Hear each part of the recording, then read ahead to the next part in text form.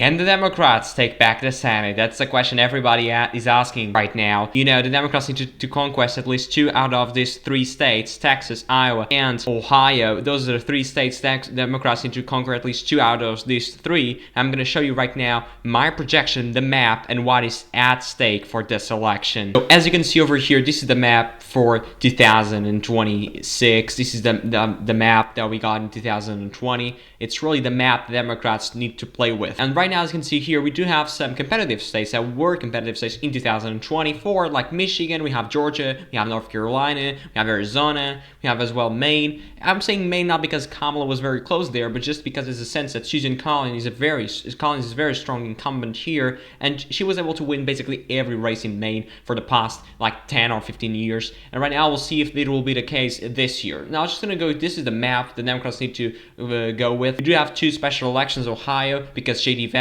Vice President of the United States, just resigned his seat 2 years ago, and that's why that will be a special election. Florida as well. Marco Rubio, Secretary of State, as well in a special election. So just go here. Oregon is going to be a Democratic stronghold. It's going to be a Democratic state. Colorado and New Mexico, even though Republicans might think Colorado is in play, it's not in play. It's a Democratic state. Like after a lot of these years of a trend towards the Democrats, New Mexico as well. Latinos are shifting to the left in the recent polls, in recent elections as well. Virginia, New Jersey, New York City as well, mirror election. You got a lot of shifts for the Latinos for the Democrats. And right now, I will say as well as a likely Democratic Illinois, for sure. It's a very Democratic state, you know. The candidates are great as well. If you are a Democrat, you should be happy with their candidate in terms of electorally speaking of ways. I mean, it's a very great candidate. Also, I would say that as Delaware, New Jersey, Rhode Island, Massachusetts, and New Hampshire will be safe Democratic states. Yes, Chris Pappas, very strong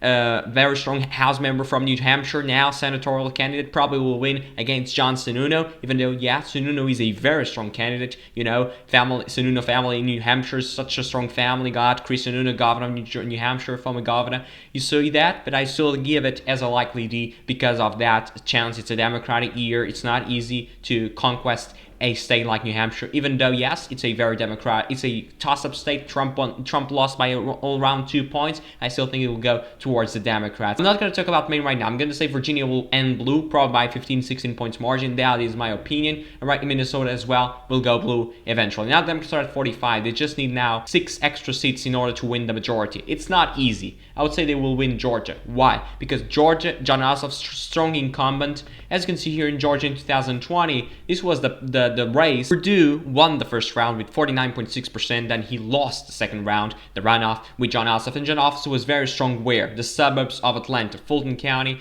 Cobb County, also the Cobb and Gwinnett and Clayton and Fayette. And if this is going to be a very strong blue wave for the Democrats, you're going to see here, Fayette County, Georgia will flip for sure. This is a very Republican county previously. Right now, trending to the Democrats. Trump did worse here than Trump in 2020, than Trump in 2016, even with Kamala, even though she lost the race as a whole, even Georgia. This is going to be blue for sure if John Ossoff is to pull this out, and by a bigger margin. I would say 5 to 10 points is right now his current margin. Strong incumbent, also strong prospects for 2028. See if that is going to be the case or not. Now I'm going to talk about Republicans in terms of those likely seats. Idaho, Wyoming, South Dakota. I'm going to leave Nebraska just for God's sake. I'm going to talk about that later on. Oklahoma, of course, Louisiana, Arkansas, Mississippi, Tennessee, South Carolina, Alabama. Even though South Carolina has Lindsey Graham as incumbent, that could be competitive. For example, I'm going to show you right here. Lindsey Graham won by about 10 points. I think Trump won. I can check it here if you want, but I think Trump won by 14 or so.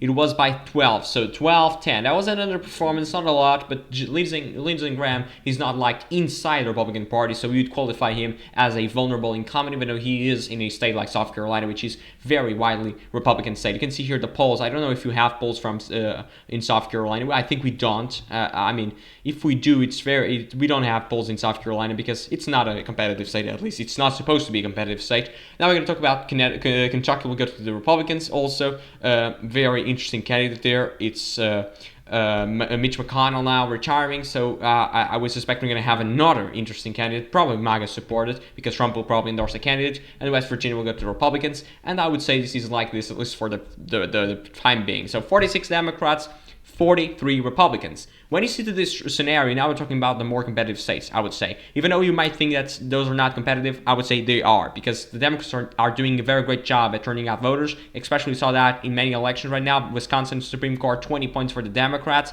Georgia, 14th race, even though it was a special election, they got considerable high turnout. The Democrats got a shift of 25 points. Now we'll talk about this. I mean, Montana will go to the Republicans, even though the Democrats might have a shot at taking back. It's not happening this year. Nebraska will go to Republicans, even though, yeah, the independent can actually take a bit of the share of the vote. And Osborne was a candidate in 2024. I can show you right here.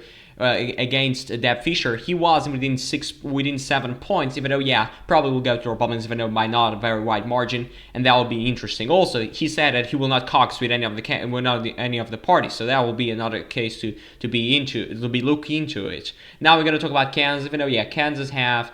I'm not going to show you right here. I'm going to show you over here. Kansas is a state that is in transition. I mean, it was more Republican. Now it's turning out to be more Democratic. Even though it's still very Republican by more than almost 20 points. Trump won there. But you can see here the suburbs of Kansas City, Kansas. I mean, Johnson County, for example. Manhattan, Kansas, here in Raleigh County. You go to this county. Very Democratic counties right now. And Johnson County was a county that Mitt Romney won in 2012. Right now we're seeing a more wider variety of voters here. More diversity. Also more friendly for the Democrats. We're going to talk now about Michigan. Michigan will go to the Democrats, although it could be a very competitive race, I would say so.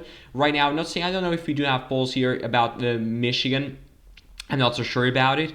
As you can see here, we don't have polls about Michigan, but I would say that it's a very interesting race for sure in Michigan, but I think the Democrats will probably ultimately win it.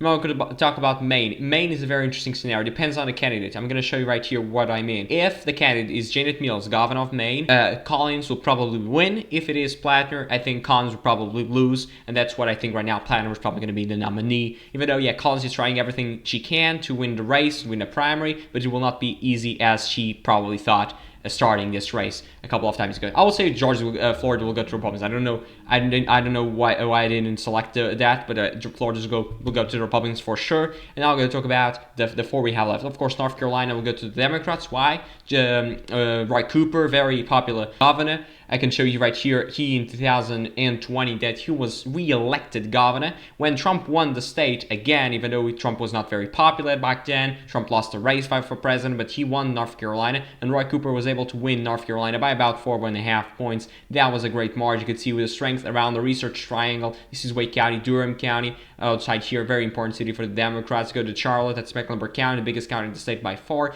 Yeah, I'm sorry, it's the same population as Raleigh. It's mostly the same, Wake County and Mecklenburg County. For the Republicans, you might find its strength here in Johnson County and also in Union County. Those are very important counties for the Republicans. And now I'm going to just show you right here. Now we're going to talk Texas, Iowa, Ohio, and Alaska. Alaska will go to the Democrats. Why am I saying this? Because Alaska, Peltola, from a congresswoman from Alaska, will probably win there, and that will be a very interesting shift for the Democrats in the state of Alaska. I will say Iowa will still go to the Republicans, even though he might go to the Democrats in a very blue wave year. I think we will go to the Republicans. Ohio will probably go to the Democrats. Sherrod Brown was candidate in 2024. He lost barely, only by about not even 4 points against Bernie Moreno, now senator from Ohio. You can see that Sherrod Brown is probably going to win this in a lesser Republican year. I would say that Sherrod Brown will have the advantage.